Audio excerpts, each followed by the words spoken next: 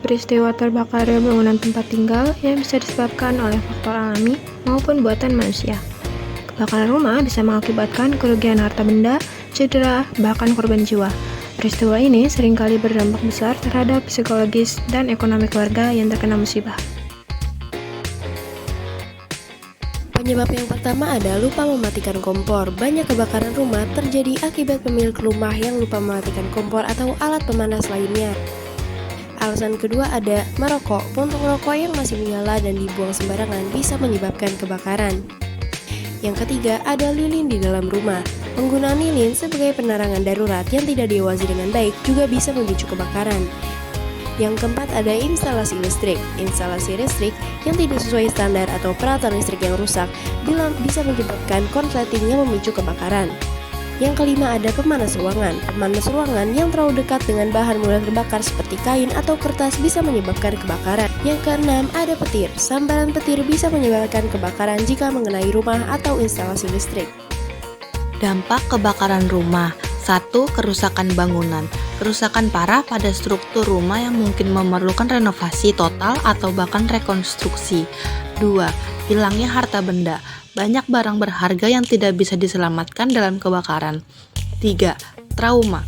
Pengalaman kebakaran bisa menyebabkan trauma bagi penghuni rumah, terutama anak-anak. 4. Stres dan depresi.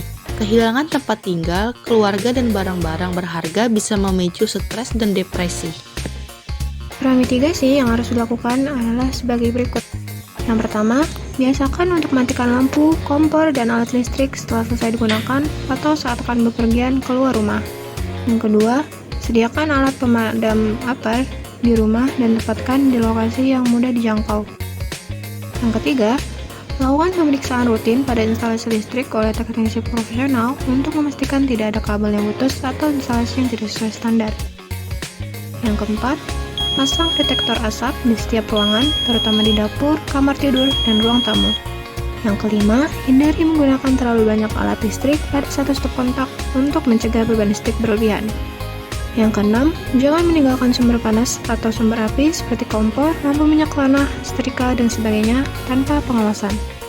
Yang ketujuh, jika terpaksa menggunakan lilin, jangan biarkan lilin menyala tanpa pengawasan. Yang kedelapan, jangan merokok di dalam rumah dan pastikan puntung rokok benar-benar padam sebelum dibuang. Yang kesembilan, simpan bahan-bahan mudah terbakar seperti bensin, cat, dan bahan kimia lainnya di tempat yang aman dan jauh dari sumber panas. Yang kesepuluh, gunakan material tahan api untuk pintu dan jendela, terutama yang menghubungkan ruang-ruang beresiko tinggi seperti dapur dan garasi.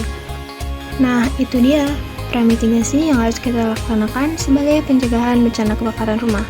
Lakukan langkah-langkah tadi untuk melindungi rumah, anggota keluarga, dan seisinya. Thank you guys for watching.